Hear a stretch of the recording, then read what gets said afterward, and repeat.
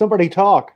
Are we there? No, I think. Oh, I think we're on already. There. Yeah, we're on. That's why I said somebody talk.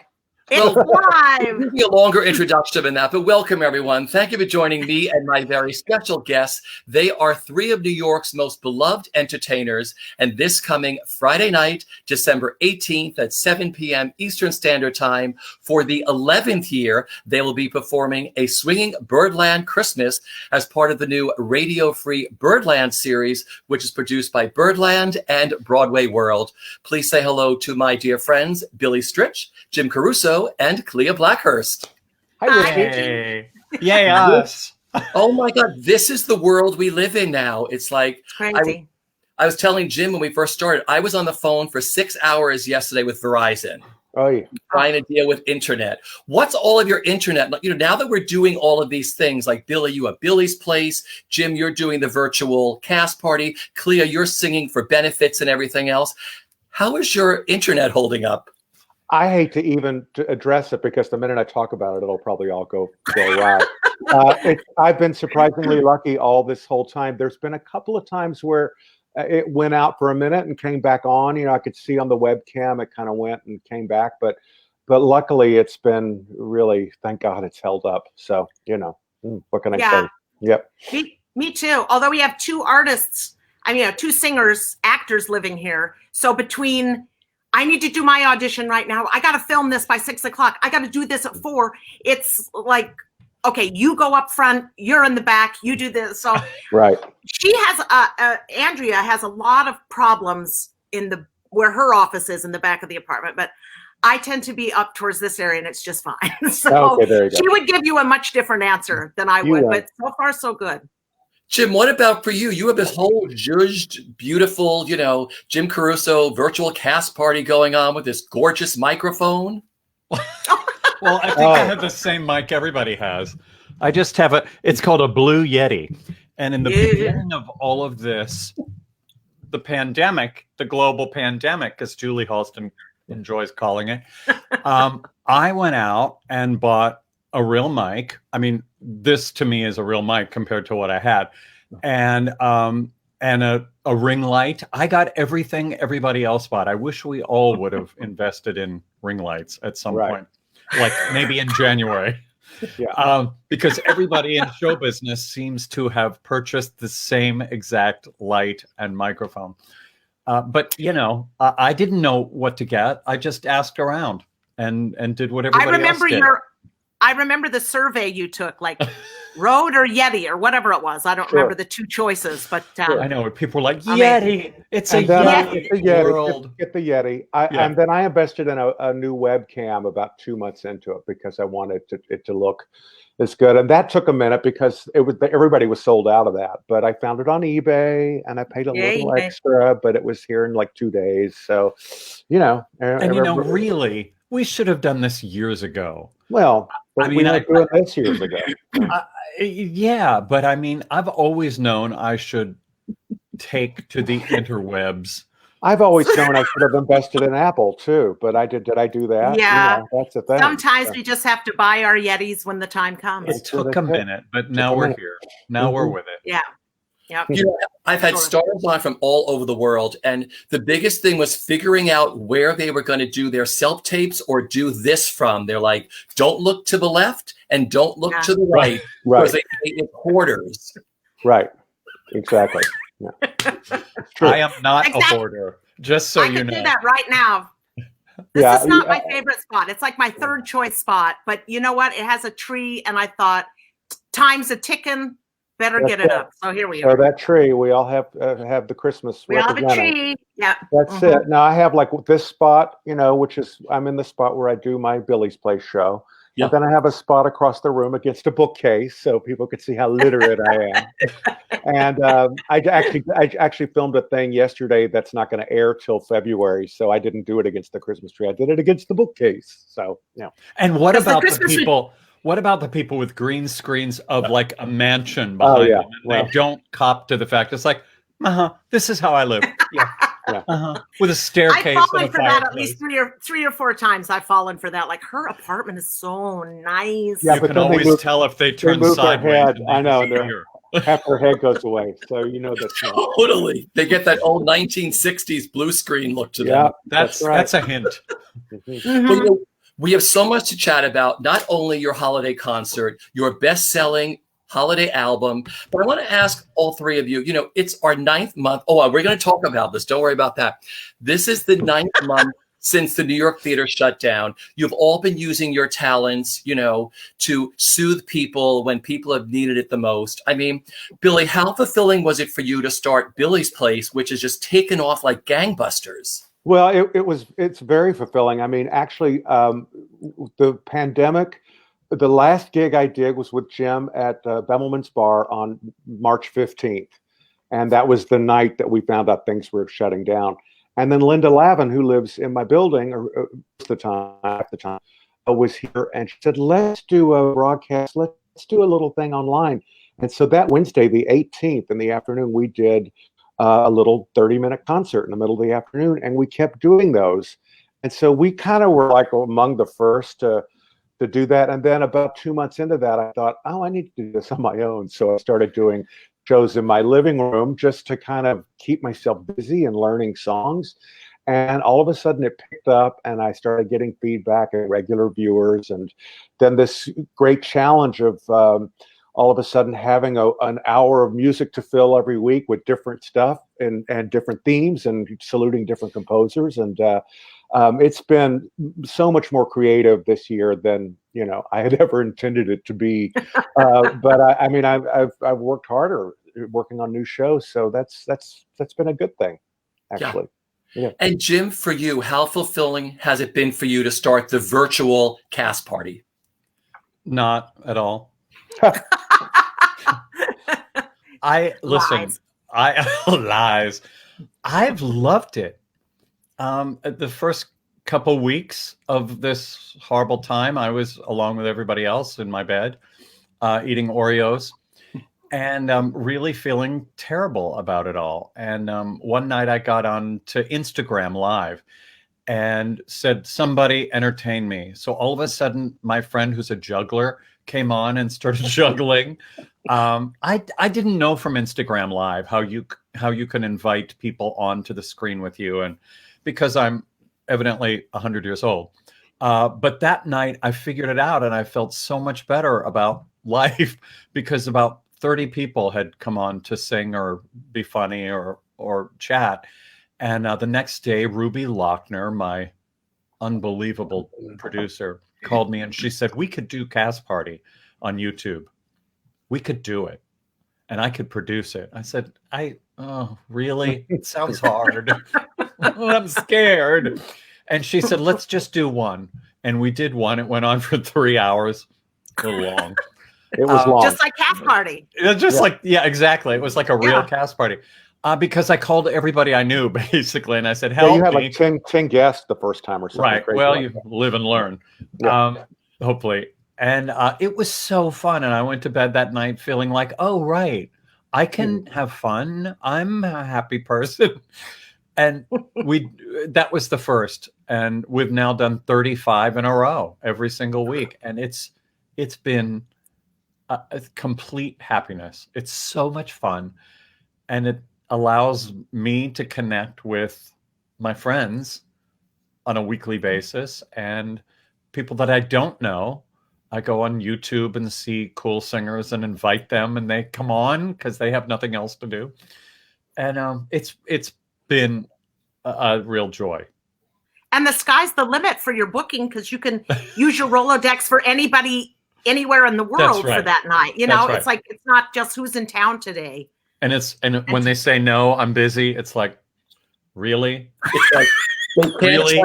You're busy. Where are you going? Lies. Where's anybody going? The Pope. How busy can you be?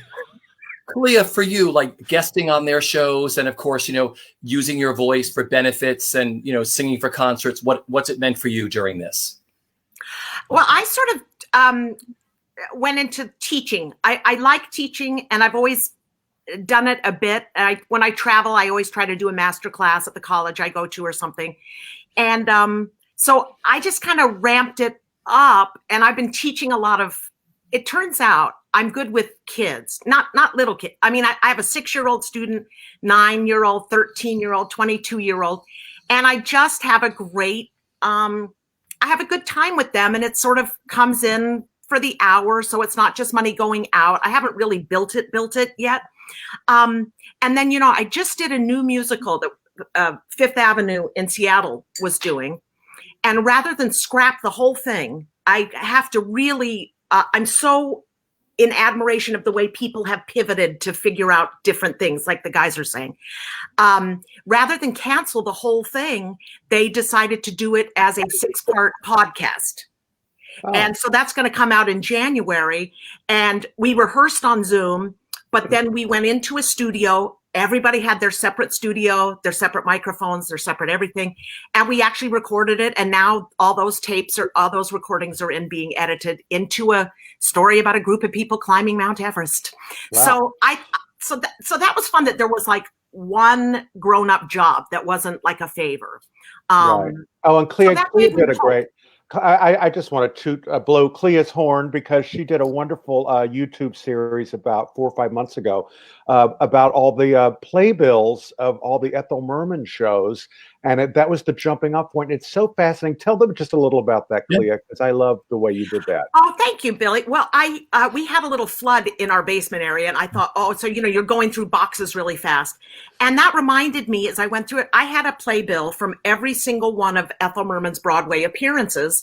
And I'd always been fascinated with the bios themselves, because you go from Girl Crazy in 1930 to Hello Dolly in 1970, just the style of a bio, the style, you know, and they're hysterical prose, if you will, but also what we were buying, what the advertisements are, what the title page changes were, how, Billy and I were talking about how, like, the term director didn't even come in until the 40s. Right, you know, it's like musical numbers staged by, scenes staged by, you know.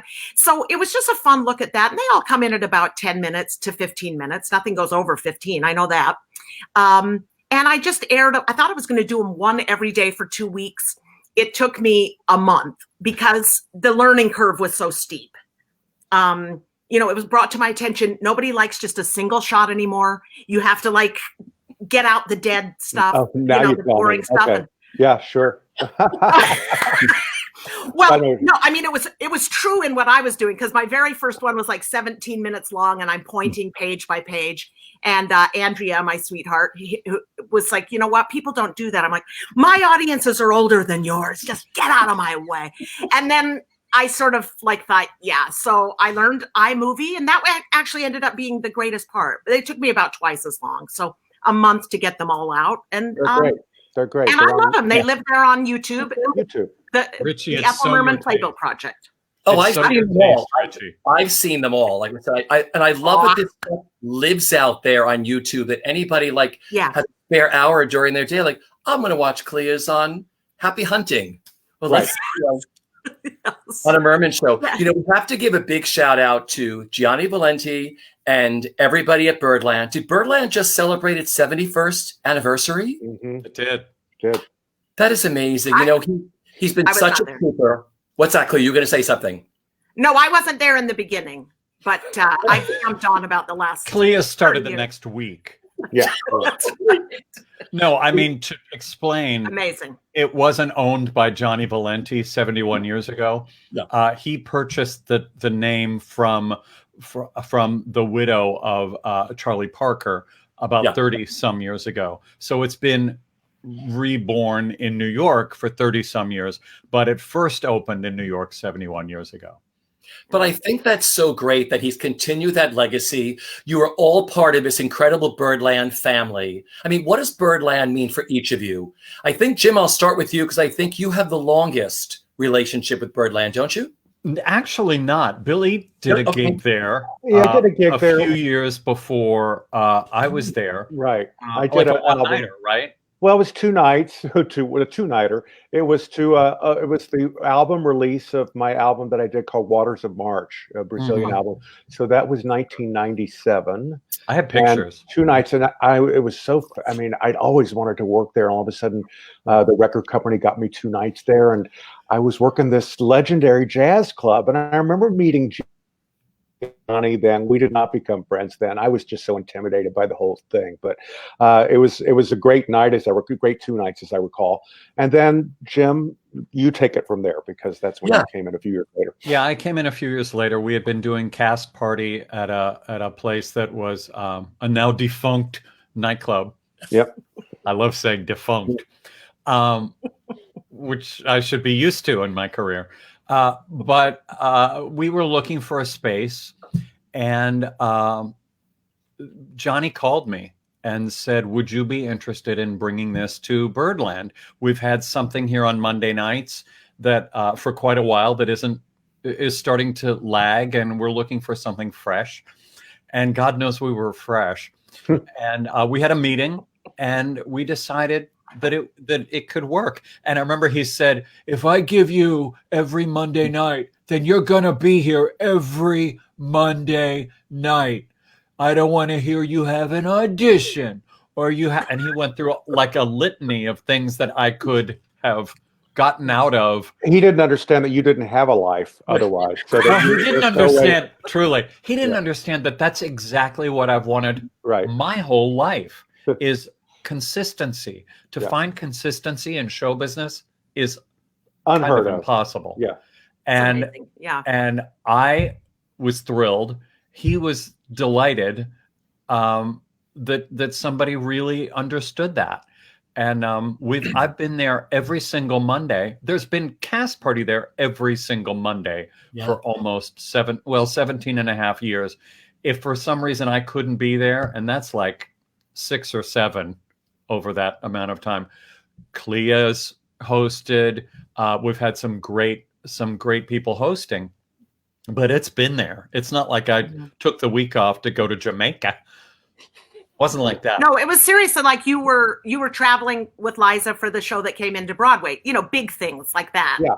Not one-offs. It's like No. And even then, it happened, and it. And then if Jim and I took cast party on the road, we would always do it, someplace like in LA on a Thursday and a Friday, so that we could be back by Monday to do it in New York. So it never overlapped in that way. And we've certainly gone a lot of other places and done it. So, but Mondays are always New York. But I have to say, Johnny, I'm sure many jazz performers have called him and said, I'm in town on Monday the 3rd. Can I do a gig? And I'm sure in the beginning, in his heart, he was like, oh, God, it's a jazz legend. Maybe we should do this instead of this crazy Broadway open mic thing. I don't know what that choreography is. Broadway. Broadway. That's what they do on Clam Broadway. digging. Broadway shoulders. Right. This was a real nice clam digger. Yeah. Anyway, he's been equally supportive in the venture. Klea, when did you join the Birdland family? I think I joined. I'm remembering that the first night I subbed. Actually, I came in early on, but I was a drinker back then, and often don't clearly remember everything, but like the gown I was wearing. But I came into the family when I think at the beginning of when Jim was going out with the Liza, and I remember it was the night before Barack Obama was elected in 2008, because I was wearing a Vote T-shirt with the jacket.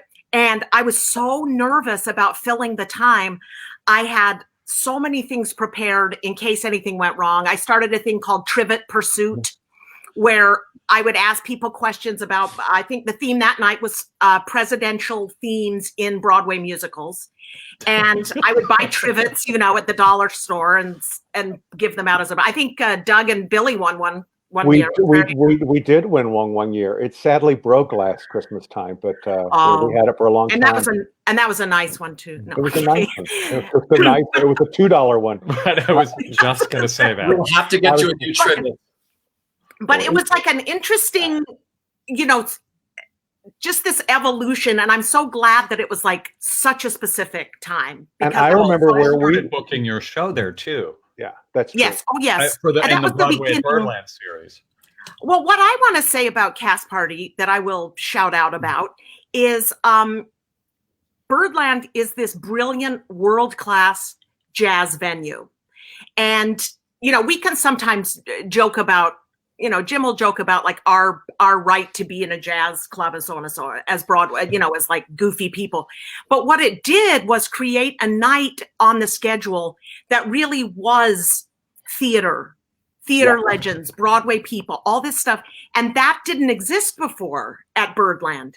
And so now even there's a brand new Birdland theater downstairs, a second space. So you can go up and down for the whole night seeing different kinds of things.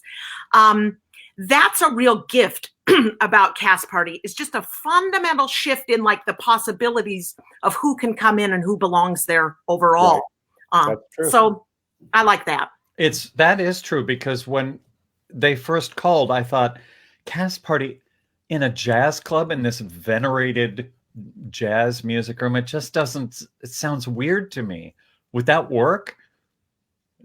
Yes. And it did. Yes. It worked. Yeah. And then all of a sudden, a whole different audience is coming to the club. So it worked for everybody, you know. And it's an audience that Gianni, the owner, had been trying to court for years by an ad this big in the back of Playbill.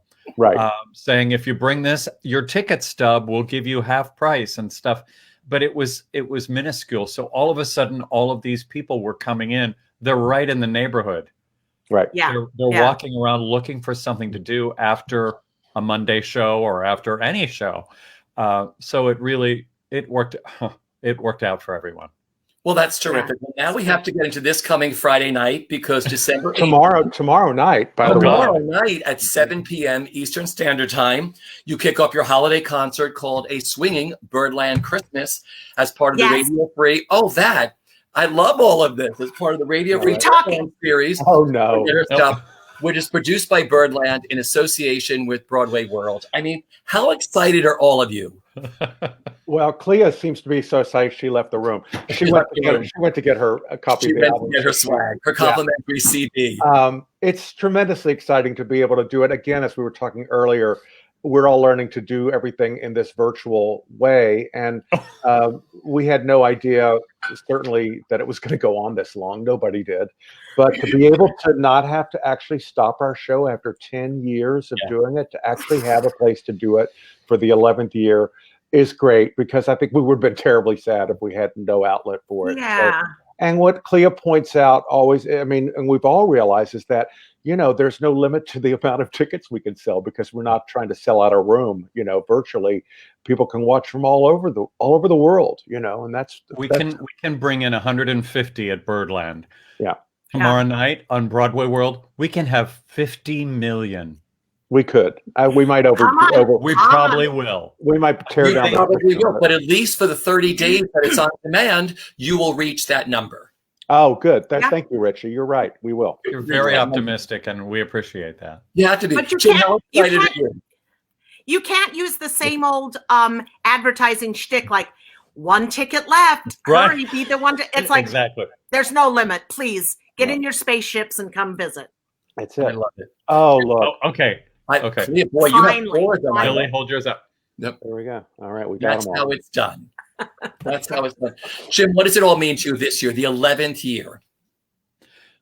Well, it means it means it's thrilling that we had the opportunity to do it again. So we have to thank Birdland, the Radio Free Birdland concert series that Ryan Patternite put together. We have to thank BroadwayWorld.com, Rob Diamond and Alan. I mean, they created a space for all of us, everybody in this community, to have an outlet for these kinds of shows, or we'd all be so sad. And to be able to record this, if we recorded it a few months ago, when it was like 400 degrees out, but we're all snugly in our plaid and scarves. We also have to thank whoever invented the internet. I mean, Oh. I think Hedy Lamarr Al and Gore. all those people. Yeah, exactly. So, Al Gore and Hedy Hedy Lamarr and Hedy Lamarr. Lamar did. We thanks to Hetty. I mean, together thank you. again. Thank God we have that outlet, because I always say to people, if this would have happened 20 years ago, we'd all be so, reading books. I mean, we'd all be Would it be- and not That would be having a horrible. place to live. You know, be horrible. So Yeah. anyway. It's really true. It's given us a Yeah. reason to get up in the morning and to have Christmas again for us, for the three of us, and to hopefully bring, our Christmas energy to. Those are my bells. Yeah, those are Klea's bells, and Billy loves them. We get to bring this this good Makes you happy. Christmas energy to whoever wants to see us. Yeah. Isn't that called percussion? The bells. Well, That's percussion. It's called annoying. that That's what is. it's called. But yeah, it's Clea called- plays them like this. Yeah. She's very That's the correct professional. way. I have- Daniel Glass, our drummer, taught me. I have some bells too, but I put them away. But I was looking for them. They're not where I left them. So yeah. Oh, Anyway. by the way, Richie, this is for you. This is for Richie. Oh, I love that. Look at you. Oh, that's so great. I was thinking of you. Oh, Billy, talk about the incredible swinging band you have. Well, I mean, we're using the guys that we used all this whole time. The great Steve Doyle on bass and Daniel Glass on drums, and that's the Cast Party Orchestra as well. So it's so great to be able to all five of us be together, and to be able to record something with the trio when we're trying to all be we are very social distance. You'll see nobody gets too close to each other. But Do you know what I realized? How we kept each other in our places was light. Right. Well, We knew not to leave our space by the light. It's leave like, your light. right Stay here. in the light. That's Yeah. the rule number one in show business. Find your light and stay there. Right. These are people how we that did know how to find their light. Yes, and of course the drummer and the bass player don't really move that much anyway, so That's right. that's fine. So to be able Billy, to tell do it- about our special guests. Oh, I would love Yes. to. First of all, we have three super special guests. The first guest is a guy I'm sure you know. He's a fantastic song and dance guy, amazing tap dancer, Luke Hawkins. He actually opens the show before you see Jim and Klea and I. He kind of sets the stage and does a little elf magic and gets the stage going. And then in the middle of the show, we do about 20 minutes. And in the middle of the show, we have a little intermission, and we filmed a Zoom call that we did with Dave Koz, our friend, who's a fantastic saxophone player and who is one of our guests on the Christmas at Birdland album. And so we talk about the album, but we also talk about what the holidays mean to all of us. And Dave does huge shows at holiday time too. So we talked about how this year was different for him as well as it was for us. And then we get back to the show. And then toward the end of the show, we have a wonderful number from the marvelous Marilyn May. She joins us. Actually, I did a gig with her in Minneapolis about 6 weeks ago. And when I was there, Jim said, "Do you think Marilyn might film a song for our show?" And I said, "All I can do is ask." And she put on a red thing and like a da-da-da. And all of a sudden we filmed a beautiful song. Oh, Robert there she is. Richards. Oh, Robert There Richards. she is. There you go. So we're very happy this year to Awesome. have special guests, and that it kind of goes along with the theme of what we always imagined the show to be like, because we've modeled this show at Birdland on our mutual love of variety Christmas shows of the 60s and 70s, and always guests would show up, ring the door and show up. So literally that happens on this show. We have three guests. So that's what's going to be fun about this year. And that happens on this too. Oh, in yeah. the middle of a song, you hear a doorbell, Ding dong. and it's, "Oh, who's that? Oh, well, it's Donny Osmond I know. And he on comes our and Christmas."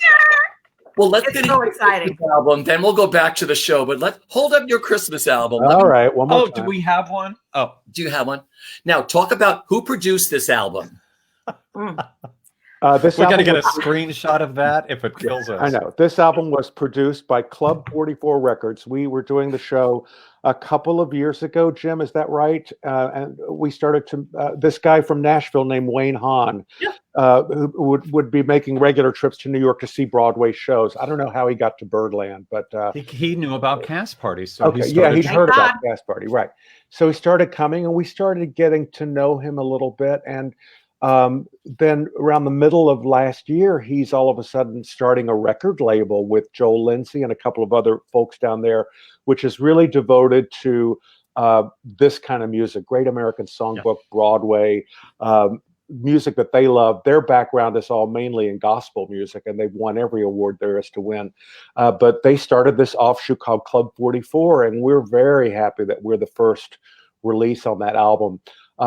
They came to us, Wayne came to us and said, came to Jim and said, we're looking for things to record. And I think, Jim, you said, well, it would make me really happy if we did the Christmas show, and Wayne was all over that. So, everything went so smoothly, and it's such a wonderful production. It quite literally just fell into our laps, and we're so lucky to have such a beautiful representation of our show.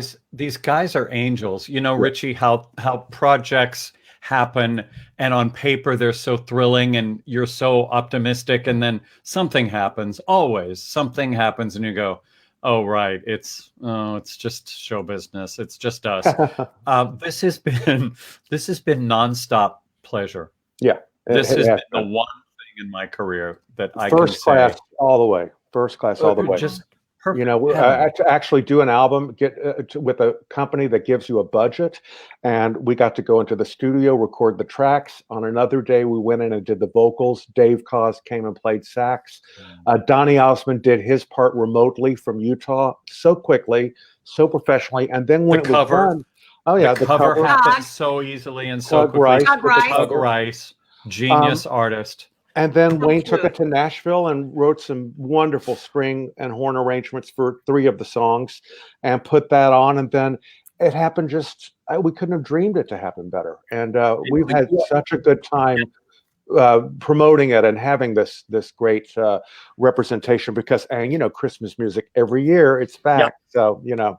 Well, you are number 2. It rose to number 2 on iTunes and number 7 on Billboard. Can you believe? I know.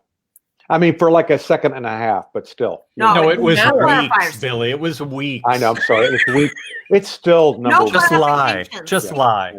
Just lie. It was months. No, but it made it. That's important thing. Yeah. Nowadays, you just have to go with it. Like I won 2 Oscars and a Grammy in my bio because we're in a post-truth world. That's right. Whatever sells. And who's going to Google? You just go, oh, good for her. I missed that. I'll just add it to my own Wikipedia page, that Oscar. There you go. You know, I must have missed that year. So growing up, what were your favorite holiday albums and your favorite holiday specials? Someone else take that. I'm going to do the Osmonds because I grew up in Salt Lake City, Utah. So you can do the Osmonds when they were little boys, Jim. Yeah. Okay. That doesn't sound good, actually. Never mind. That's not the phrase you want to hear early in the morning. Sorry. But they had that beautiful. Their Christmas album was this beautiful. You opened it a double album, and it was just terrific. The year it came out, I'm gonna say I remember right where I was the first time I listened to it. I was like 9th grade or 10th grade or something. And you were in Salt Lake City because you're. Oh yeah, I was. Well, yeah. I was so in love with him. And it was a very special love because the Mormon girls all knew that one of us was going to get him. So it really did take teen idols and narrow the pool. Did you get him, Klea? Were you the one? I didn't. But listen, this is how current, how much it sticks with me. You know how you see on the news a face will come up back. They'll have a picture of someone and they start talking about something. That person died or had dental work or something. And I saw Donny Osmond's face and the volume was down in our family room. I turned it up and it said he was marrying this cheerleader from BYU named Debbie Olson. And I went upstairs and took all the pictures off my mirrors.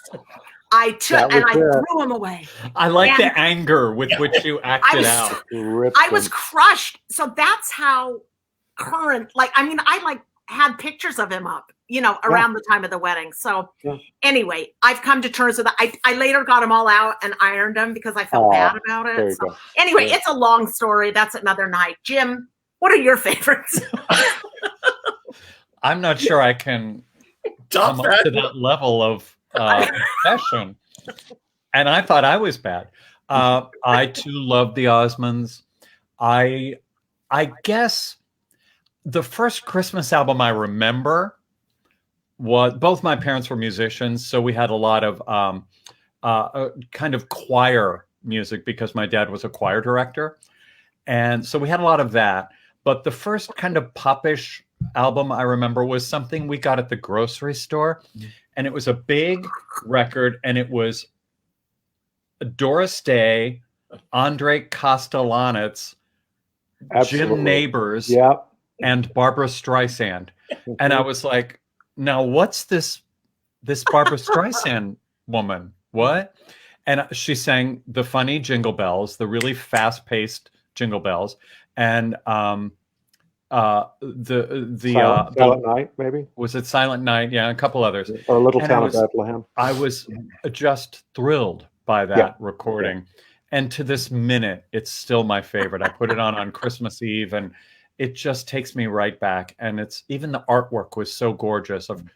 I remember those albums. The first one I remember was, I think it had a red bow on the front. Yeah. And I think it was put out by Firestone Tires or Goodyear. I think Firestone. Gas station. And it was called the Magic of Christmas, or the Glory of Christmas. And Julie Andrews, Johnny Mathis, as you said, Doris Day, Mitch Miller, I think, had a song on it. And I remember that. I think somewhere I might still have a really battered copy of it. But that's my first memory, were those giveaway albums. And then the one that I always listen to every year, and because Doug and I both love it, is the Carpenters' Christmas album. I think that is really one of the top 3 ever. But that's beautiful, sad, beautiful. Just her voice is the album is pretty upbeat, but it has stood the test of time. It's so beautifully produced. That's a voice for all time. For sure. That you recognize immediately. There's no other one like it. That's right. Well, let's go back to the concert itself. What are some of the classics you do in the show? Let's talk about that. Well, we do. I've got My Love to Keep Me Warm, the great Irving Berlin song. Yeah. And we do a mashup of 2 of my favorite holiday movie songs. It Happened in Sun Valley from Sun Valley Serenade, which goes right into Snow from White Christmas, which is really my favorite of all time of the Christmas movies. It's a great mashup. Yeah. That's my favorite, maybe. And we do the Kay Thompson's version of Jingle Bells that I think you might show this at the very end so the audience could get an idea of that one. Richie knew Kay Thompson. Didn't you know her from Ted Hook? Kay, right? Yeah. Oh, sure. Well, I knew Richie from Ted Hook, too. You and I go back a long way, sir. We should give a big shout out to Ted Hook, because we'll go back to this, but that's when I first met Billy, because he and Margaret Whiting took us down to the ballroom to see Montgomery Plant and Stritch on an afternoon. Wow. We were all introduced. That I'll never forget that afternoon. Yeah. 1988. I never forget it either. Absolutely. I remember that afternoon very, very well. And that club, and dear Margaret Whiting, who was such a support, would just if she liked you, she would always be there and bring people. And that was great. She and Julie Wilson were the 2 that were, in my mind, that stick out, that were just obviously so supportive all the time. So supportive. Yeah. But that's where we met all those years ago.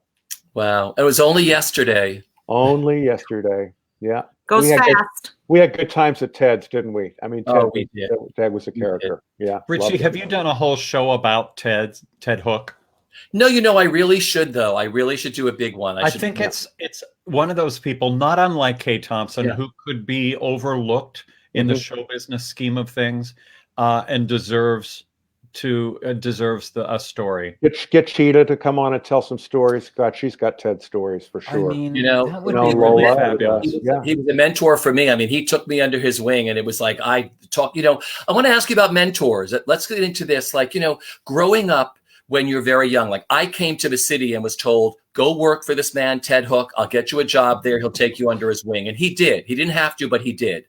But, growing up, we're all in this business. We're all different. People who are in the entertainment industry or creative people, we travel in a whole different pack growing up. When I grew up, I always felt like I was looking at the world. Like sometimes I didn't feel like I was a part of it, you know, Right. as a creative person. I was looking into it. It was like a stage. Everybody, I was observing people around me.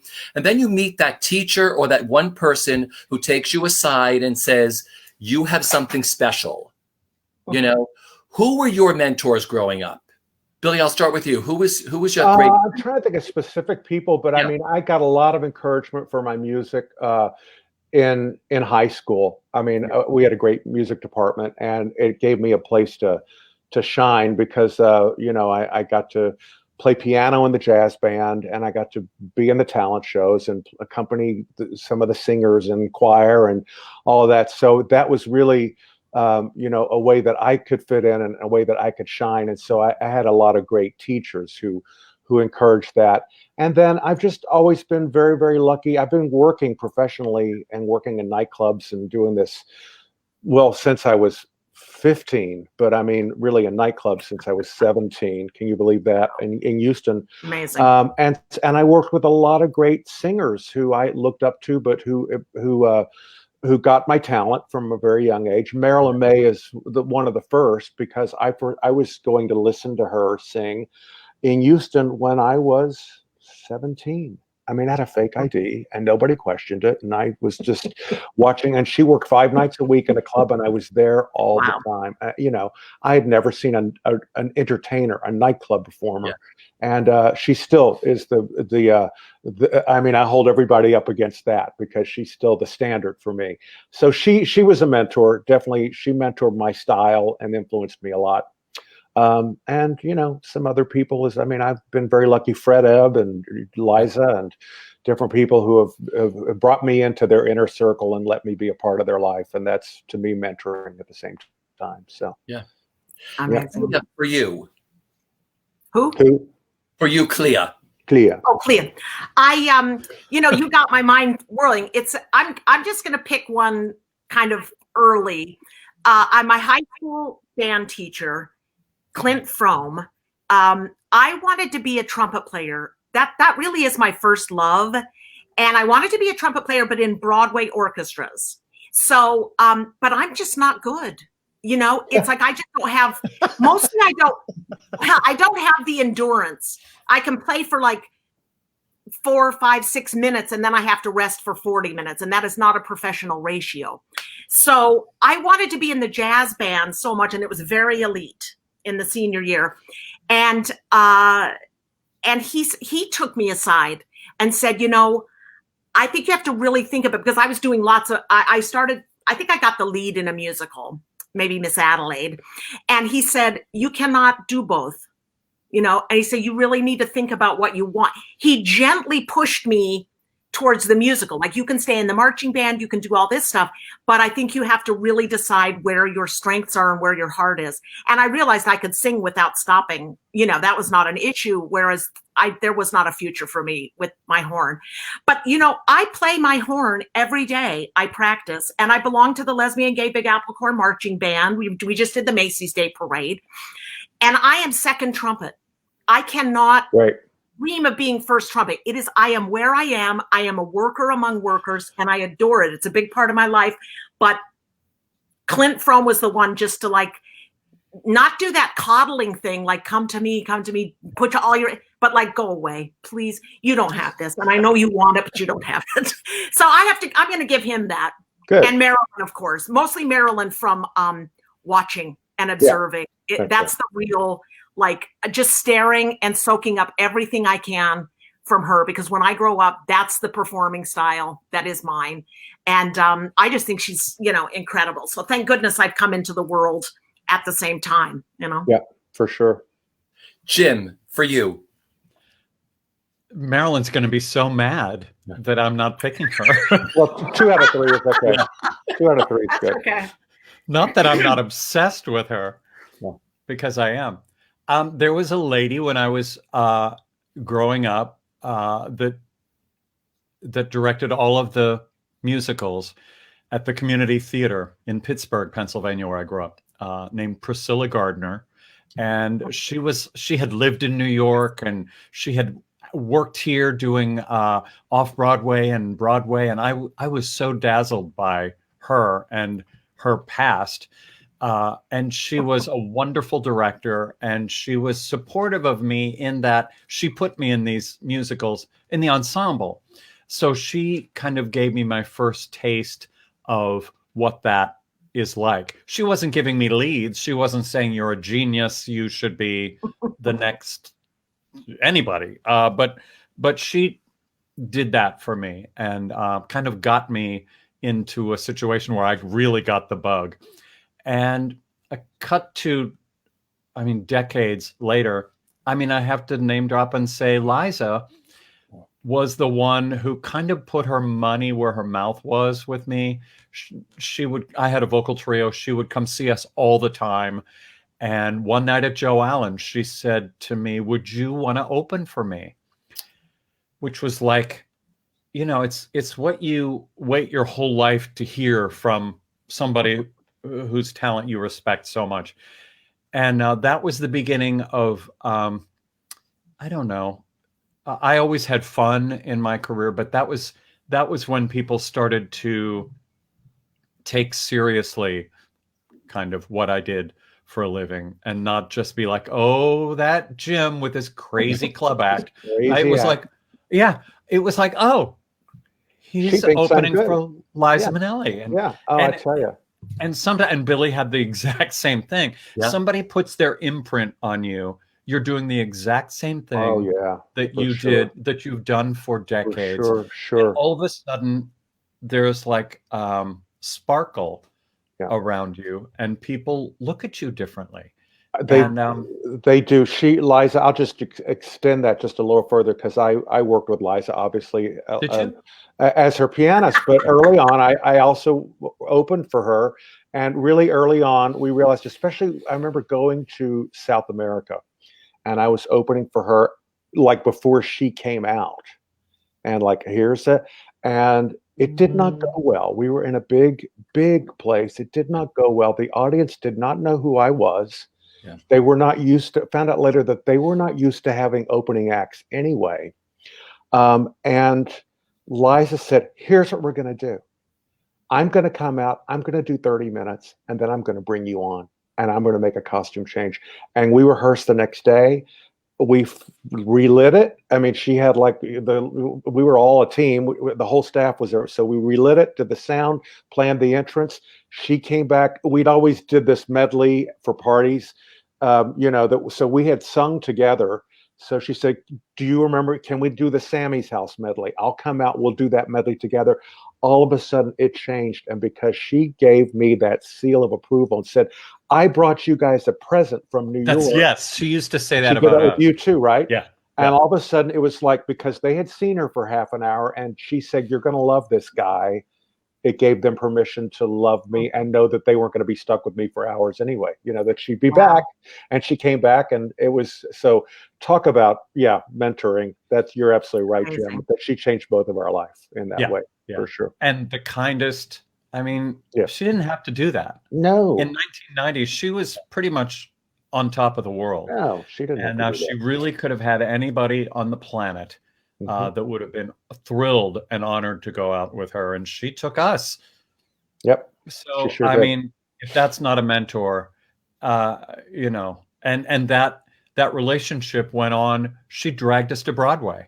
Yeah. I always said if I ever got to Broadway, it was because somebody would have said, that guy, that weird kind of funny guy. Right.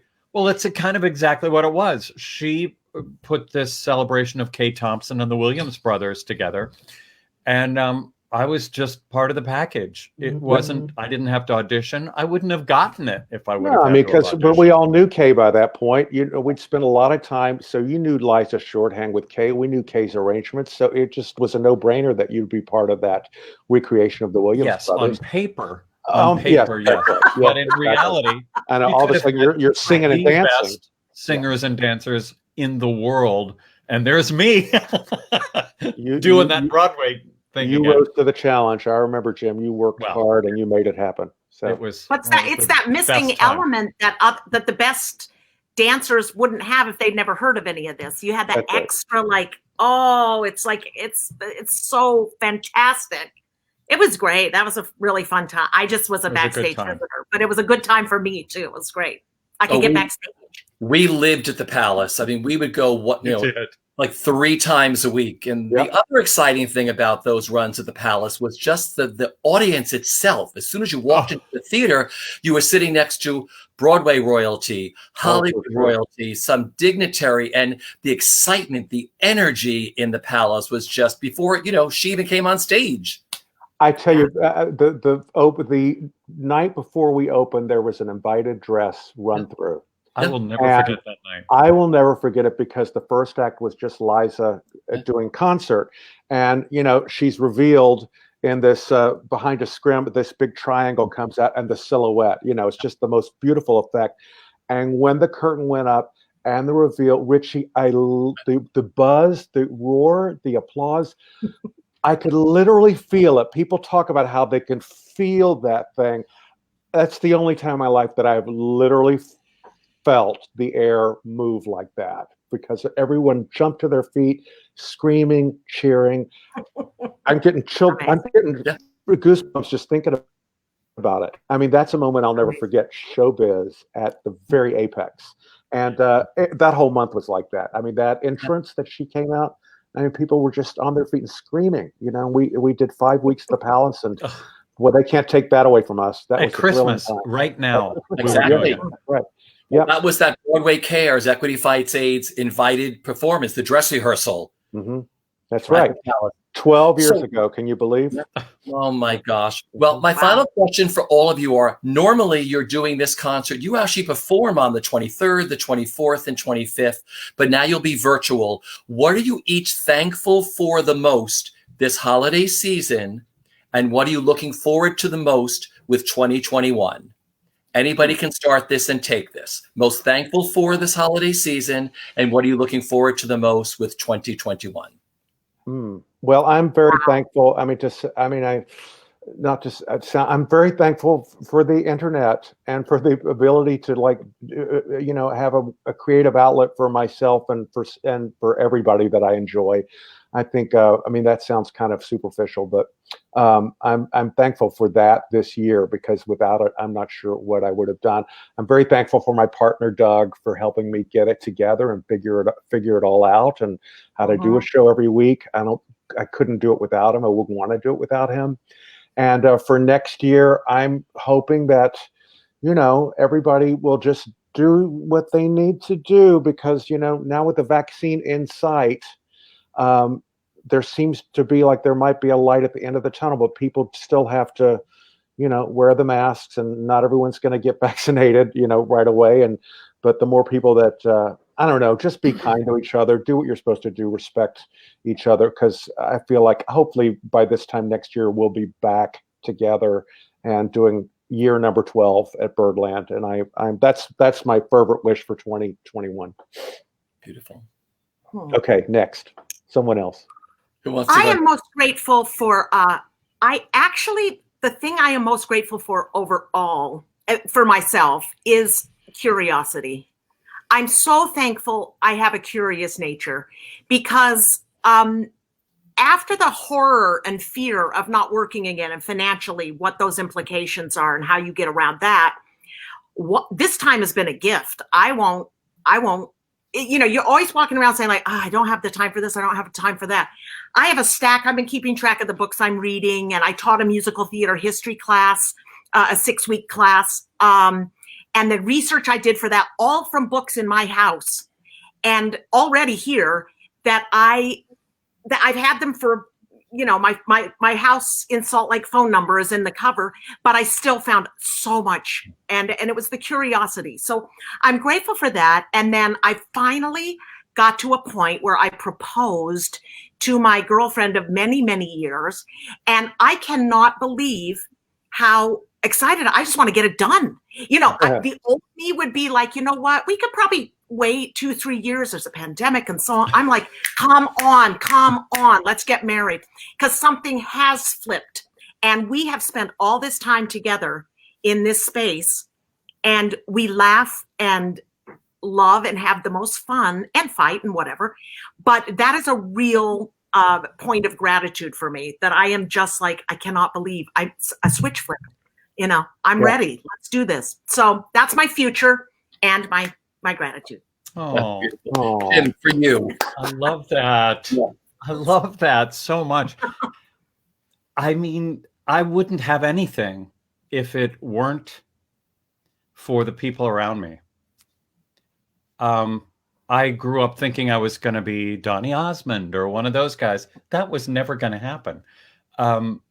But it turned out that the community of friends that I have that I enjoy so much has given me a career in a funny way. And that community and my great friends. No, that's not it. No, right, wrong. Oh, way. God. God, I can never do this right. Never mind. It doesn't matter. Has changed my life and bettered my life. And look at what I get to do. Look who I get to work with. And even in a global pandemic, we still get to cavort and sing and make merry. Yeah. And what's better than that? Whoever she is. Whoever she is. Sorry. And we'll all be together tomorrow night watching ourselves. I don't have to put on eyelashes to watch myself. But you should. I know. Marilyn would be so disappointed if I didn't. Yeah. Billy and I will. Yeah. Totally. I will. There you I did go. it for this. I'm wearing them now. They look great. Listen, this hour flew by so fast. I know I was a little sticky. What I'm looking forward to the most is I got to call Verizon as soon as I get off this with you all. Like I said, It's all you know, right. I have known you all since, like I said, Billy, we go back to Ted Hook. Jim, Yep. we go back to almost the same amount of time. Klea, you've been so generous in everything you've done. And it just, I love the three of you. And I want to tell everybody who is watching once again, tomorrow night, Friday, December 18th at 7 p.m. Eastern Standard Time, these three will be doing virtually a Swinging Birdland Christmas as part of the Radio Free Birdland series, which is produced by, hold that up again, that's it, that fabulous album. The album. By Yeah. Birdland, in association with BroadwayWorld. Tickets are available at BroadwayWorld events, and the holiday concert will be available for 30 days after that. So, and the tickets are only $23.50. Listen, I adore you all. Happy holidays to all of you. Happy holidays. Thank so you, sweet, Richie. Richie. And like I Happy said, holidays, Richie. I love everyone's background. I got to go go out back to the living room and turn on my Christmas tree. But we're going to. I'm going to turn it on right now. We're going to leave the audience with a beautiful clip from your holiday this year. Everybody, stay safe. Wear a mask. Happy holidays, and we'll see you in the new year. Thank you. Bye, Richie. Thank you so Love much. you guys. Ring out the bells, it's a holiday season. Ring out the bells, it's a happy time. Ring out the bells, we've got a good reason to ring the bells and hear those pretty bells chime. Merry Christmas, Merry Christmas. Jingle all the way. Oh, what fun it is to ride in a one-horse open sleigh. Jingle bells, jingle all the way. What fun it is to ride in a one-horse open sleigh. Christmas jingle bells, Christmas jingle bells.